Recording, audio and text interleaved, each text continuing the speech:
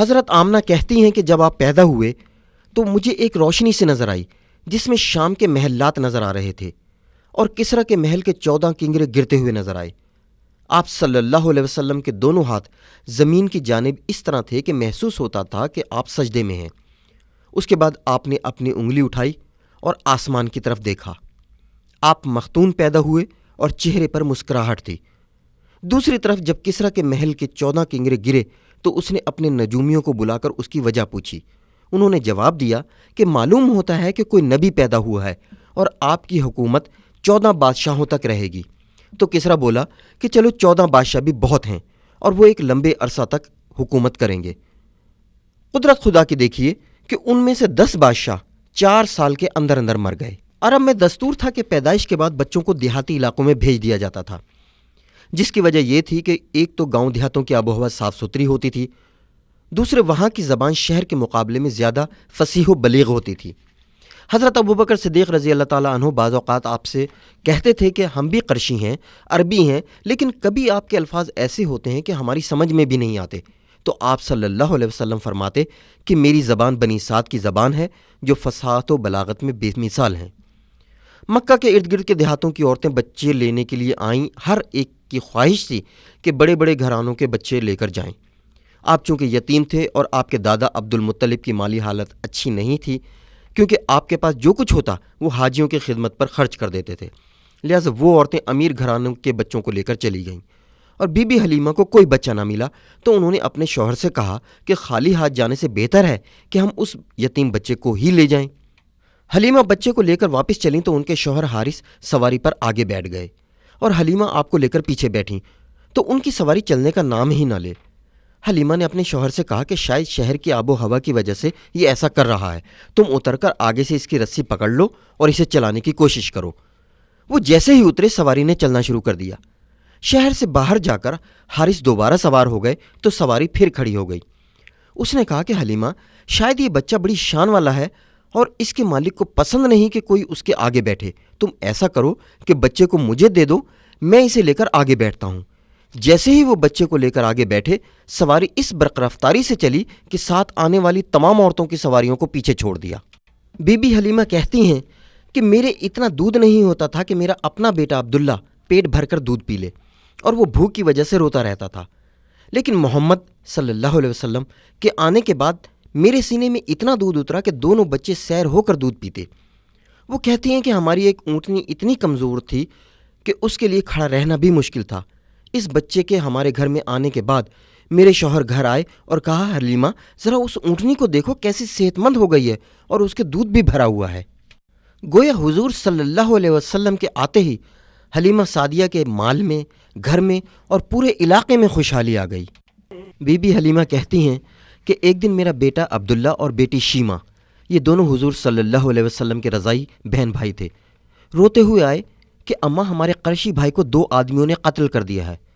وہ گھبرائی ہوئی وہاں پہنچی تو دیکھا کہ حضور صلی اللہ علیہ وسلم ایک درخت کی شاخ پکڑے کھڑے ہیں، لیکن ان کے چہرے کا رنگ متغیر تھا۔ حلیمہ نے انہیں سینے سے لگایا اور پوچھا کہ بیٹا کیا ہوا؟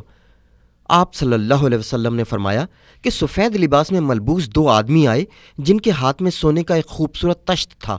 انہوں نے مجھے لٹا کر سینے سے لے کر ناف تک میرا سینہ کھولا اور میرا دل نکال کر اس میں سے گوشت کا ایک ٹکڑا نکال کر پھینک دیا اور کہا کہ یہ وہ حصہ ہے جہاں شیطان وسوسے پیدا کرتا ہے۔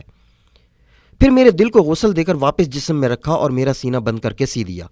یہ دونوں آدمی جبریل اور میکائیل تھے جنہوں نے اللہ کے حکم سے دور رضاعت میں حضور صلی اللہ علیہ وسلم کا شق صدر کیا۔ حضور صلی اللہ علیہ وسلم کے شق صدر کے بارے میں کچھ علماء کا خیال ہے کہ وہ حقیقت میں شق صدر نہیں بلکہ شرح صدر تھا، جبکہ شق صدر کے سلسلے میں صحیح بخاری، صحیح مسلم اور صحاح ستہ کی کتابوں میں تواتر کے ساتھ احادیث موجود ہیں۔ اور حضور صلی اللہ علیہ وسلم کے غلام حضرت انس ابن مالک کہتے ہیں کہ انہوں نے خود حضور صلی اللہ علیہ وسلم کے سینہ مبارک پر ٹانکوں کے نشانات دیکھے ہیں، بلکہ یہ بات احادیث سے ثابت ہے کہ حضور صلی اللہ علیہ وسلم کا شق صدر 2 مرتبہ ہوا، ایک دفعہ بچپن میں اور دوسری مرتبہ معراج پر جاتے وقت۔ شق صدر کی ایک وجہ یہ بھی سمجھ میں آتی ہے کہ کیونکہ اللہ تعالیٰ نے آپ صلی اللہ علیہ وسلم پر ایک ایسا عظیم الشان کلام نازل کرنا تھا کہ جس کے لیے اللہ تعالیٰ نے فرمایا ہے کہ اگر ہم اس کلام کو پہاڑ پر اتار دیتے تو وہ ریزہ ریزہ ہو جاتا۔ 2 سال تک آپ حلیمہ سعدیہ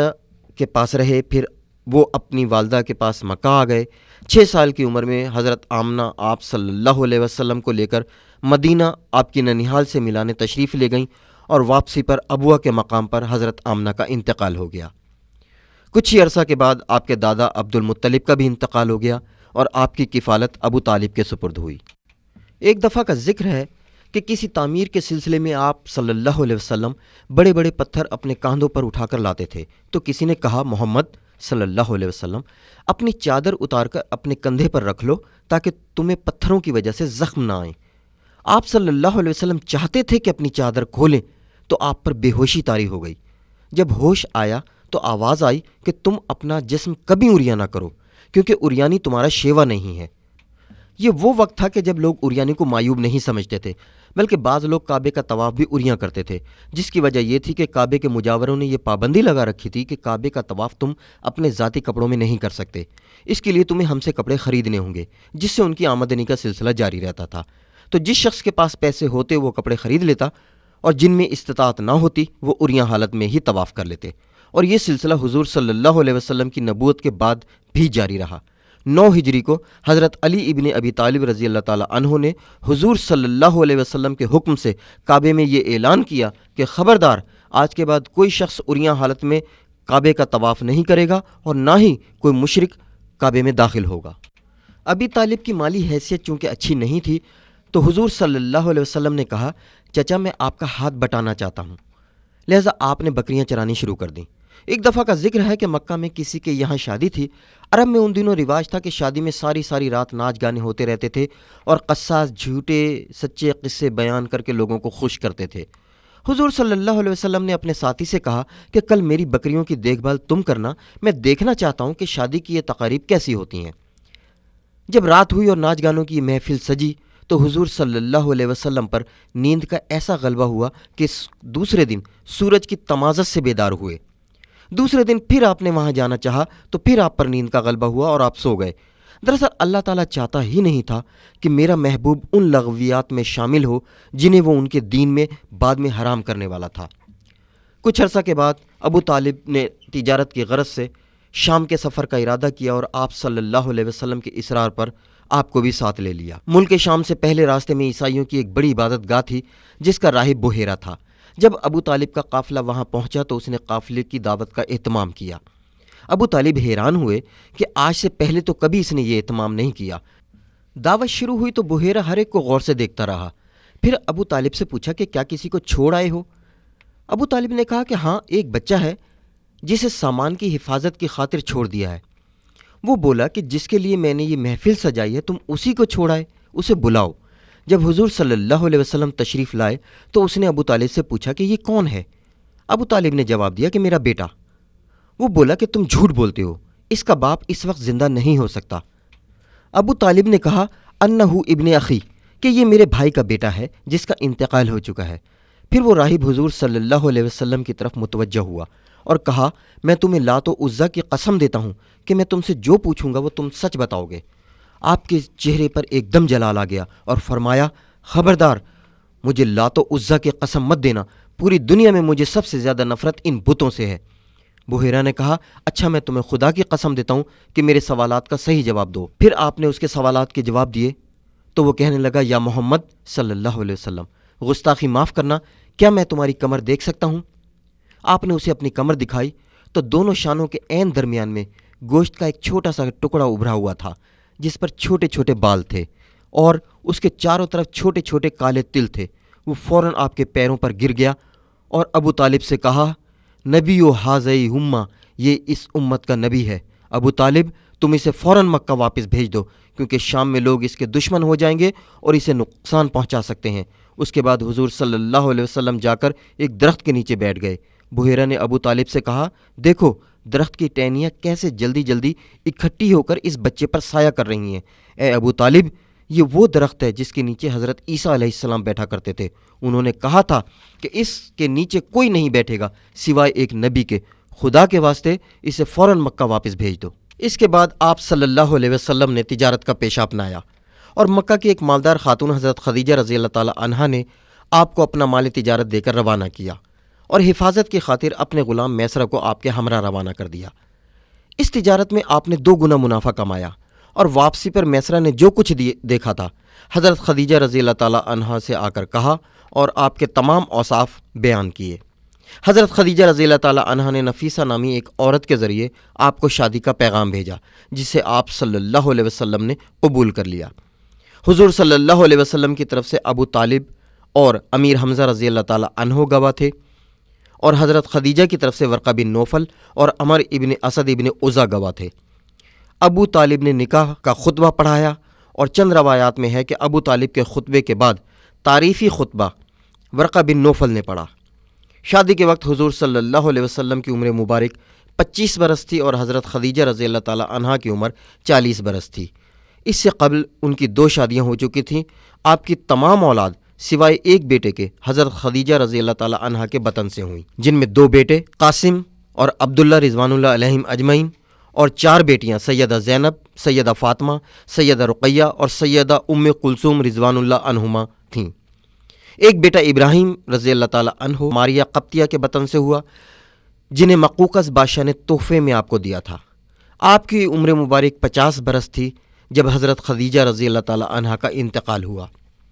اللہ تعالیٰ نے قرآن پاک میں دیگر انبیاء کی بیویوں کا ذکر کرتے ہوئے امرات کا لفظ استعمال کیا ہے، لیکن اپنے محبوب نبی حضرت محمد صلی اللہ علیہ وسلم کی بیویوں کے لیے ازواج کا لفظ استعمال کیا ہے، اور عربی لغت میں زوجہ اس بیوی کو کہا جاتا ہے جو ازدواجی حیثیت میں شوہر کی ہم پلہ ہو، برابر کی شریک ہو۔ اسی طرح قرآن پاک میں اللہ تعالیٰ نے ہر نبی کو اس کے نام سے پکارا ہے، لیکن شان محمد صلی اللہ علیہ وسلم دیکھیے کہ اللہ تعالیٰ نے جہاں بھی آپ سے براہ راست کلام کیا تو آپ کو کسی نہ کسی لقب سے پکارا، مثلا مدثر، مزمل، طٰہٰ، یاسین۔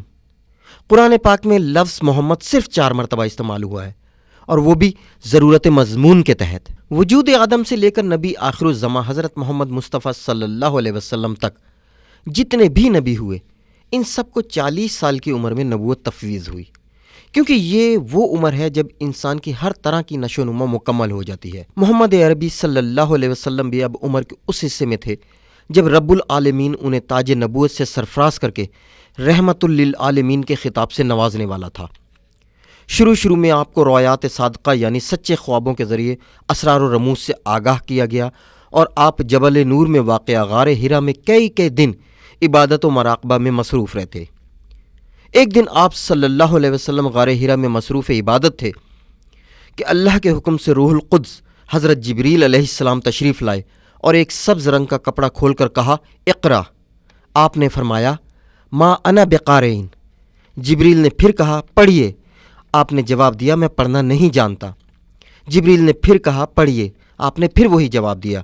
اب جبریل نے آپ کو سینے سے لگا کر بھینچا تو آپ نے پڑھنا شروع کیا، اقرا باسم ربک الذی خلق، اور سورہ علق کی پہلی 5 آیات آپ پر پہلی وحی کی صورت میں نازل ہوئیں۔ وحی الہی کا یہ سلسلہ 22 سال 9 مہینے تک جاری رہا۔ سرفرازی نبوت کے بعد آپ پر ایمان لانے والی پہلی ہستی آپ صلی اللہ علیہ وسلم کی زوجہ سیدہ خدیجہ الکبریٰ رضی اللہ تعالی عنہا تھیں۔ ان کے بعد ان کے غلام زید بن حارثہ اور آپ کی 4 بیٹیاں ایمان لائیں۔